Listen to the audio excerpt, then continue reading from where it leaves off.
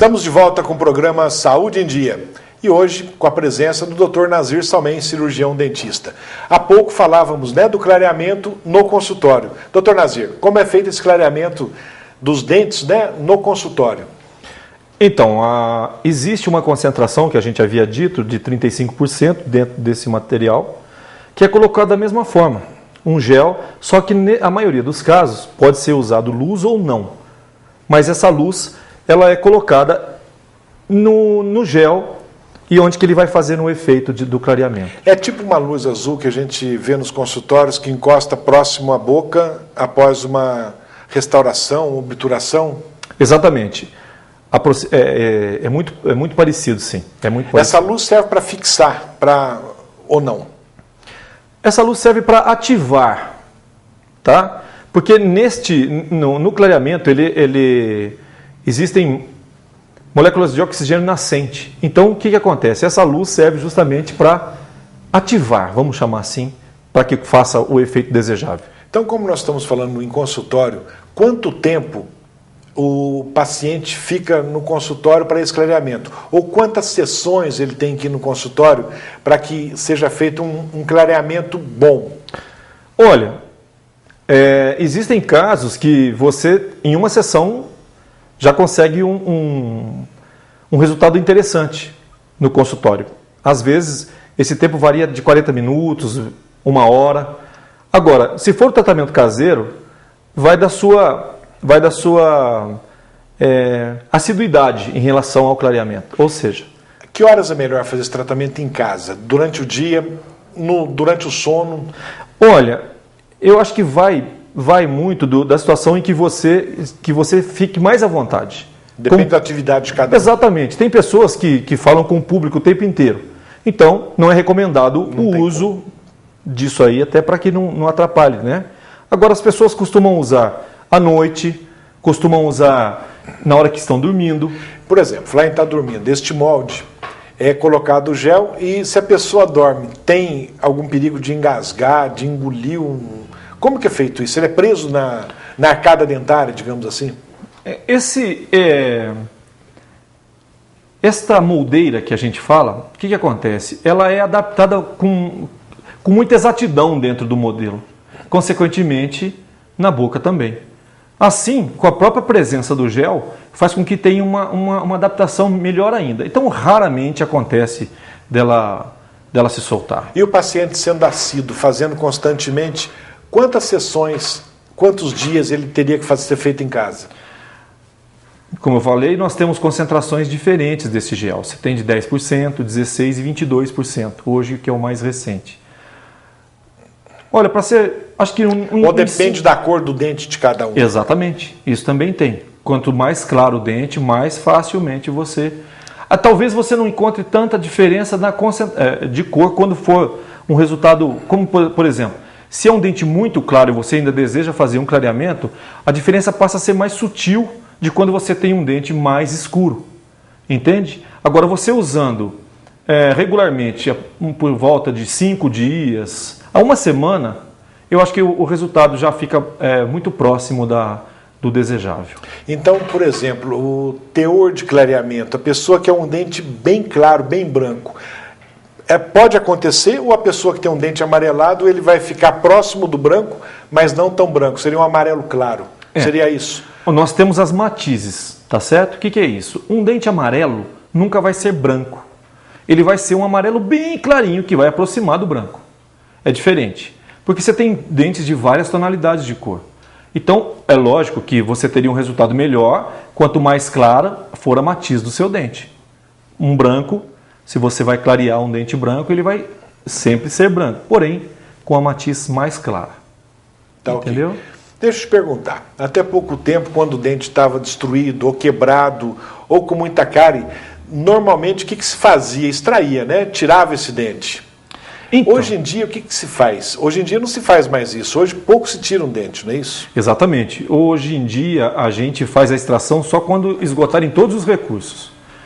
Dependendo da profundidade com que está, vamos falar, o trauma do dente, ou seja, uma cárie, uma fratura, é muito bem corrigida com uma resina, uma restauração de resina. A restauração, desculpa te interromper, a restauração e a obturação seria a mesma coisa, seriam sinônimos ou não? Olha, a obturação é como se nós estivéssemos vedando um orifício. Aquele buraquinho do dente. Enquanto que a restauração, pelo próprio nome, ela está devolvendo a forma do dente. Ela está restaurando a forma. Refazer um dente todo. Isso é uma restauração, exato. Aí que entraria a porcelana, isso, ou a resina. Exato. Hoje com uma melhoria, no caso das porcelanas. Voltando à pergunta que você estava falando, então raramente hoje se faz uma extração de dente, só em último recurso, quando esgotarem todos os recursos. Enfim, para uma cavidade rasa, você poderia fazer uma restauração de resina simples. Até algumas restaurações médias, ou seja, algumas fraturas, hoje com próteses unitárias, o nome é técnico, mas só para você saber. As onlays, inlays e até overlays. O que é isso? O que é isso, Nazir? Na verdade, é um nome dado à área de abrangência dessa prótese. Em inglês, onlay é sobre. Então, se essa prótese restaura o dente sobre as partes, sobre o dente, vamos falar assim, para ficar bem, aí então, seria uma onlay. Os dentes, não é isso? Na verdade, os nomes só modificam em função da área de abrangência da prótese. Tá certo? Então, como se fosse antigamente os bloquinhos, aqueles blocos de metal que todo mundo tinha, blocos já estão sendo ultrapassados também, são substituídos por resinas, por cerâmicas. Então esses blocos funcionam muito bem como as onlays e as inlays. E agora, em último caso, quando for uma destruição muito grande, ou seja, que as paredes dos dentes, após um tratamento de canal, é um exemplo, que elas ficam fragilizadas, usa-se o recurso dos núcleos. O que são os núcleos? Os pinos intracanais, que são feitos... Esses pinos você coloca e fica na boca da pessoa. Eles ficam cimentados no local onde foi feito o tratamento de canal, previamente. Você não tem como colocar núcleos onde não foi tratado o canal. Endodôntico, no caso, tratamento endodôntico. Então, o que é isso? Depois que você faz o uso desses núcleos, você reforça a base e a estrutura do dente, fazendo com que evite fraturas mais fáceis depois que você coloca as próteses. As próteses. Então, por exemplo, um dente, ele fica firme, tipo assim, você, vamos grosseiramente dizendo, você encapa com essa resina. Sim. Né? Então você deve ter algum desgaste do dente, alguma coisa, e você coloca essa prótese. Exato. Né?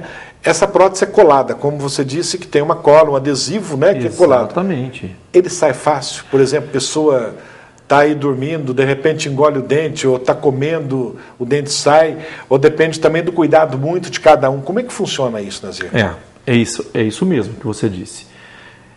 Hoje, os adesivos permitem esse tipo de cimentos, que são chamados os cimentos resinosos. Eles fazem com que haja uma atração entre as duas superfícies, tanto a do dente quanto a do material restaurador.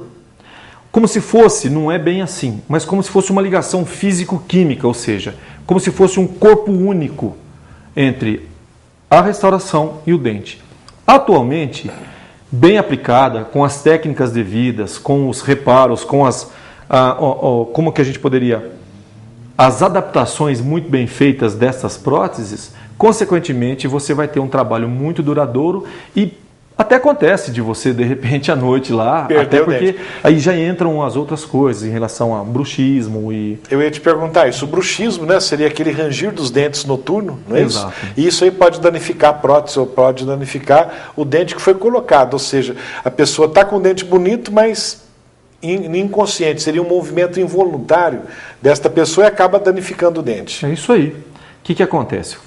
Vamos falar de movimento voluntário mesmo. Involuntariamente, você não sabe, realmente você não sabe o que você está fazendo, então você passa a aplicar uma força maior, ranger os dentes, e muitas vezes também essa prótese que foi colocada, se ela existe um contato prematuro, o que é isso? Pelo próprio nome, um contato, ela fica mais alta do que os outros dentes, a força exercida nela é maior do que nos outros, consequentemente está correndo risco de fraturas e da própria remoção. É lógico, se quisermos ter um sorriso bonito, teremos que cuidar muito bem de nossos dentes, correto, Nazir? Antecipadamente, o que eu estava dizendo é muito melhor a prevenção do que uma intervenção. Quer dizer, coloquei um dente, quebrou, mas não é por aí. Eu acho que todos devemos ter aquele cuidado, não só com prótese, como com os dentes nossos mesmo, né? Sem prótese, sem restauração, sem nada. Acho que tudo na vida é cuidado. Exatamente. resume-se muito bem com esse tipo de Doutor Nazir, nós vamos fazer um breve intervalo, já voltamos com o programa Saúde em Dia.